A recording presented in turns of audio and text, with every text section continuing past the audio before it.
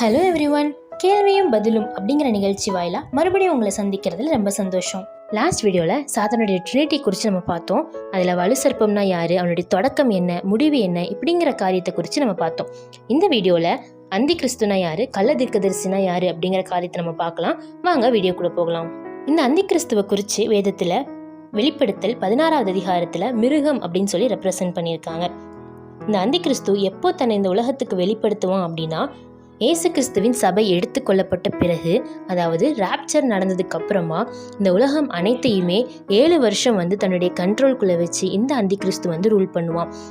இதை தானியேல் 9வது அதிகாரம் 27வது வசனத்தில் நம்ம பார்க்க முடியும்.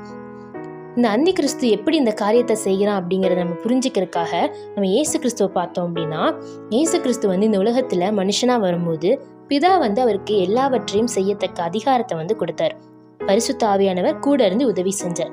அதே மாதிரி தான் இந்த சாத்தான் 7 வருஷம் இந்த உலகத்தை ஆள போகும்போது வலு சர்ப்பமானது அவனுக்கு வல்லமையை கொடுக்கும் அப்படின்னு வெளிப்படுத்தல் 13வது அதிகாரம் 2-4 வசனங்கள்ல நம்ம பார்க்குறோம்.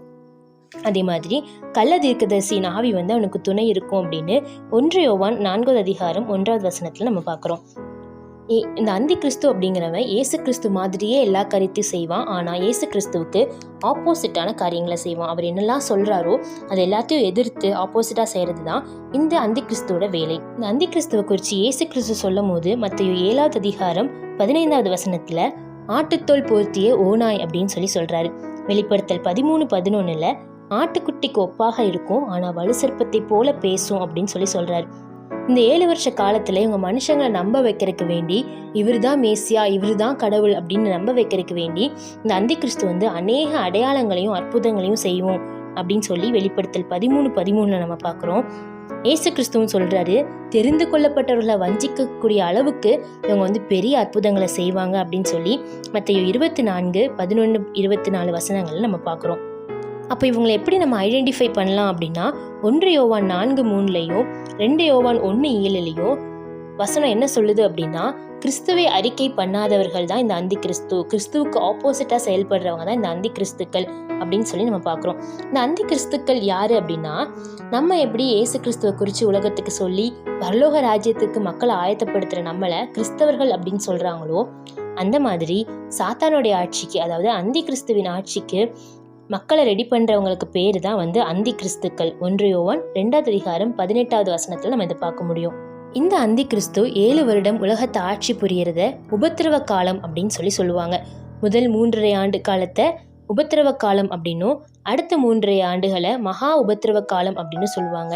இவங்க தேவனை தூஷித்து பரிசுத்தவான்களோட யுத்தம் பண்ணுவாங்க அப்படின்னு சொல்லி வெளிப்படுத்தல் 13வது அதிகாரம் 6-7 வசனங்கள்ல நம்ம பார்க்குறோம். இந்த உபத்திரவ காலத்தை குறிச்செல்லாம் இனி வர வீடியோக்களை நம்ம தெளிவாக பார்க்கலாம். இப்போ இந்த அந்தி கிறிஸ்து 7 வருட ஆட்சியில் தன்னை வணங்கணும், என்னதான் இந்த மக்கள் எல்லாரும் வணங்கணும், வணங்காதவங்களெல்லாம் நான் கொன்றுவேன், அழிச்சிருவேன்னு சொல்லி அவன் கட்டளைகளை பிறப்பிப்பான் அப்படின்னு வெளிப்படுத்தல் 13:12 பார்க்குறோம். இப்படி கொடுமையாக 7 வருஷம் உலகத்தை ஆட்சி பண்ணுற இந்த அந்தி கிறிஸ்துவை எதிர்த்து ஏசு கிறிஸ்து தான் எடுத்துக்கொண்ட சபையோட கூட திருப்பி இந்த உலகத்துக்கு வருவார். இந்த அந்தி கிறிஸ்துவையும் அவனுடைய ஆட்களையும் எதிர்த்து போரிட்டு அந்தி கிறிஸ்துவையும் கள்ள தீர்க்கதரிசியும் பிடித்து நரகத்தின் முதன் பலனாக இவங்க 2 பேத்தையும் நரகத்துக்குள்ளாக போடுவார். இந்த காட்சியை வெளிப்படுத்தல் 19வது அதிகாரம் 19-20 வசனங்கள் நம்ம பார்க்குறோம். இந்த டைமில் தான் அந்த வலு சர்ப்பத்தை பிடிச்சி பாதாளத்தில் கட்டி வைப்பாங்க அப்படின்னு சொல்லி நம்ம லாஸ்ட் வீடியோவில் பார்த்தோம். இப்போ அந்தி கிறிஸ்துனா யார், என்னெல்லாம் செய்வான், எப்போ வருவான், இதெல்லாம் நம்மளுக்கு தெரிஞ்சிருச்சு. அவனுடைய முடிவு என்ன அப்படிங்கிறது கூட நம்ம தெரிஞ்சுக்கிட்டோம். இனி வர வீடியோவில் நம்ம பாதாளத்தை குறித்தும் அதோட லேயர்ஸை குறித்தும் பார்க்கலாம். அது வரைக்கும் அல்பாவும் ஒமேகாவுமானவர் உங்களோடு இருந்து உங்களை ஆசீர்வதித்து காப்பாராக. ஆமென்.